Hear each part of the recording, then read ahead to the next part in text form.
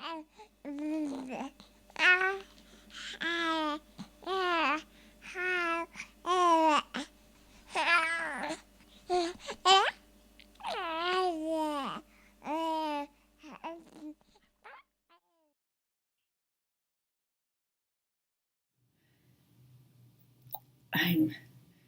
in a crib, hidden away in the back of the nursery at St. Mary's Infant Asylum and Home for Unwed Mothers. There's a sign on my crib saying, "No show baby number 2. You know how they move babies to the front windows when families come to visit? No shows are kept in the back because no one wants to see us. My diaper is wet and the room smells like cat pee. I'm itchy, scratching.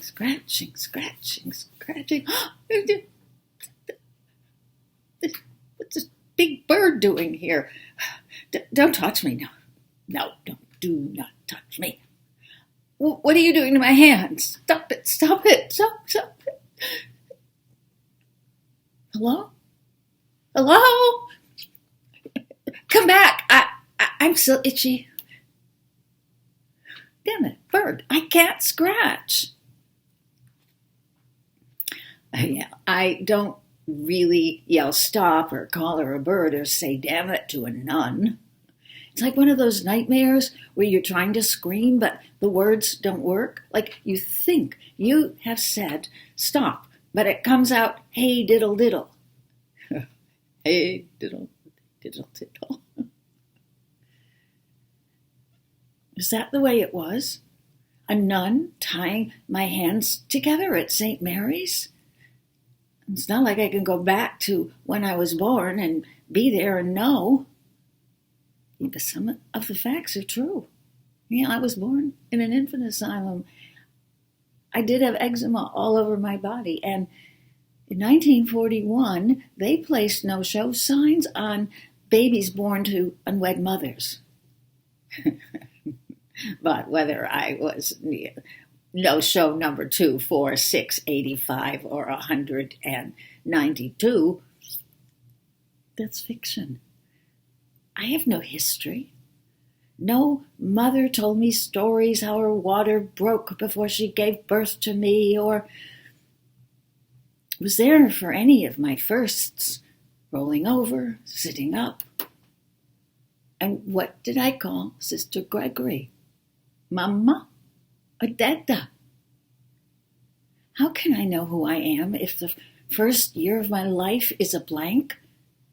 I have to know who I am if I'm going to be real. But, yeah, I'm an actress. I know how to do make-believe.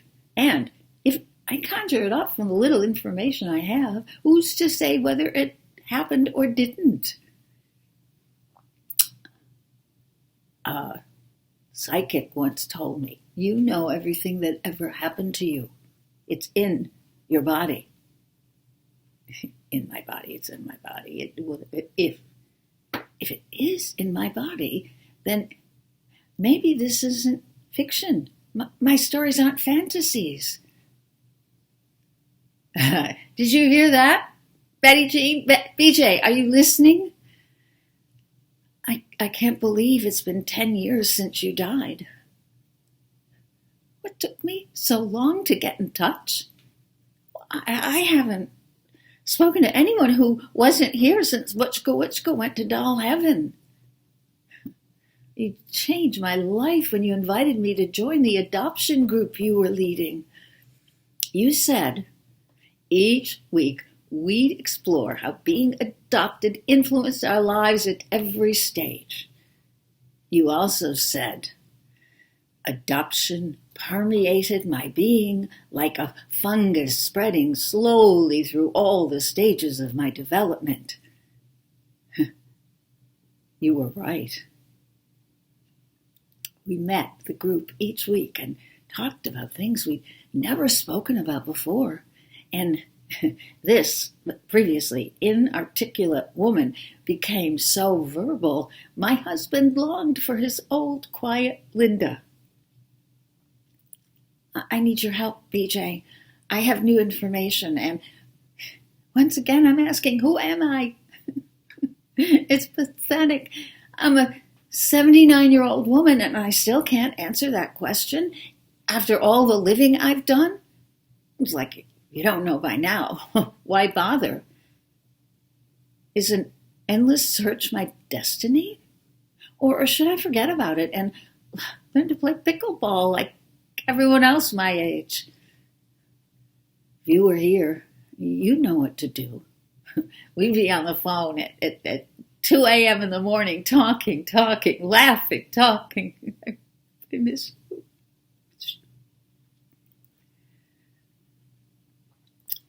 I'm still an insomniac and no one to call. So help me with this, BJ. I'm losing memory, and I have to tell the story before it all gets jumbled together, and I forget which family belonged to who. I could have taken one of those memory-enhancing pills people take, but I'm trying something different. And I think you will like it. I'm using the sense memory exercise that I learned in Lee Strasberg's acting class. It's like you use your senses to remember things you've forgotten. You close your eyes, and you take a deep breath, and you relax and drop your shoulders, and then you open it and you go, where am I? What am I doing here? What am I wearing? What am I smelling? Tasting? Am I hot or cold? Is it dark or light? And you do all these things, and then miraculously you remember you're right back where you wanted to be. Oh, I have to do this. I'm losing words. BJ, would you come back with me to St. Mary's and let's see if we can use the exercise and see what happens? Would you? Okay.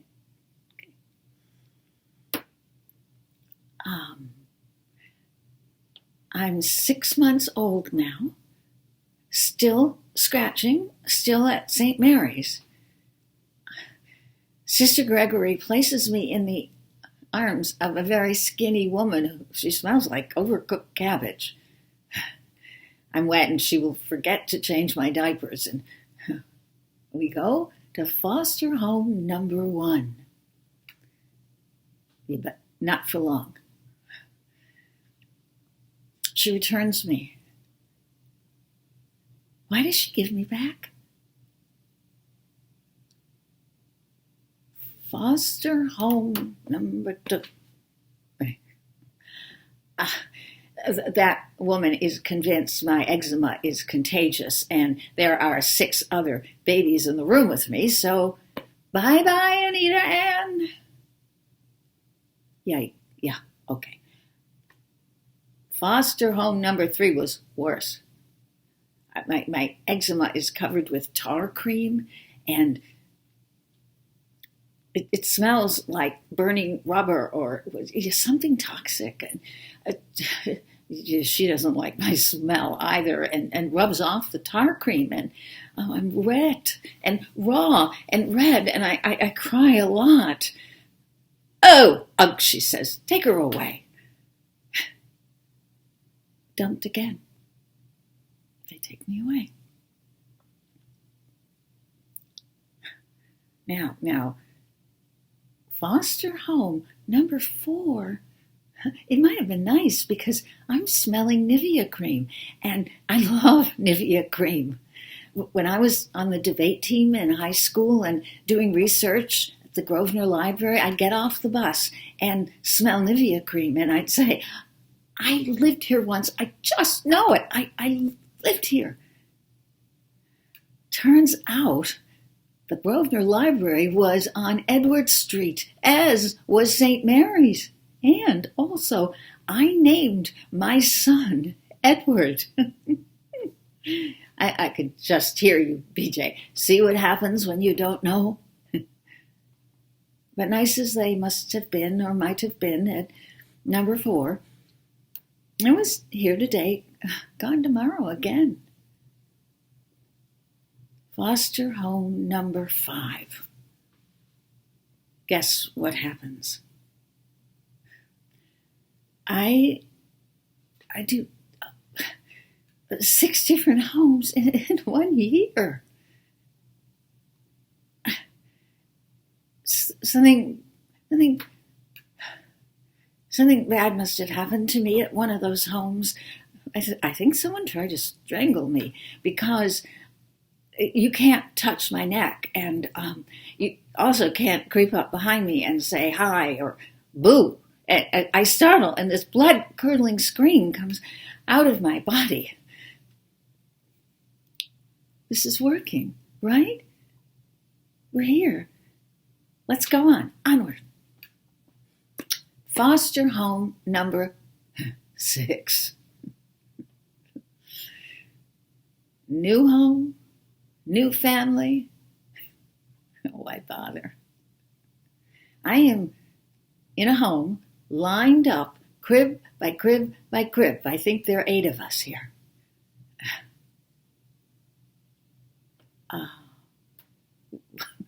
There's this man and woman. They're staring at me. She smells like Chanel number 5. And when she picks me up, even though I'm allergic to perfume, being held is a new sensation. The man sees me scratching. Rachel, he says, put her down. We need a healthy one this time. She does. And walks away. Now I'm crying, screaming, crying. I can't stop crying. Where are they? They gone.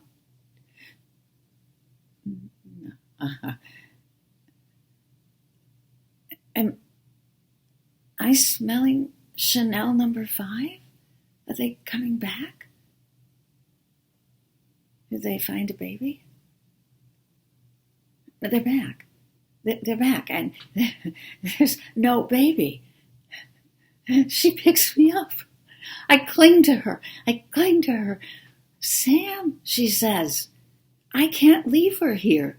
We have to bring her home. If we don't, I'm going to hear her screams in my head for the rest of my life. So that's how we become a family. My parents take a chance on a 1-year-old who's covered from head to toe with eczema. Without them, I might have stayed in foster care forever. But no-show baby number 2 times 6, formerly known as Anita Ann, becomes loved and wanted Lynda. Yeah, but it's not easy bonding after so many foster homes. But we work it out. We do. We work on it. And over the years, we make it work. I'm a very lucky woman.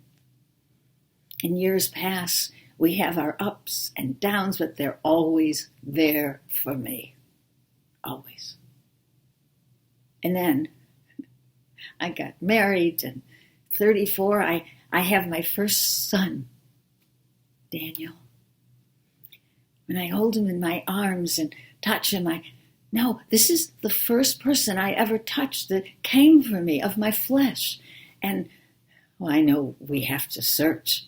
So I search and find and meet my birth family, and I love them. They're wonderful. It's the cousins. It's like we've known each other forever, and we do weddings and funerals and bar mitzvahs, and it's just like the social worker said. I'm Jewish on all sides.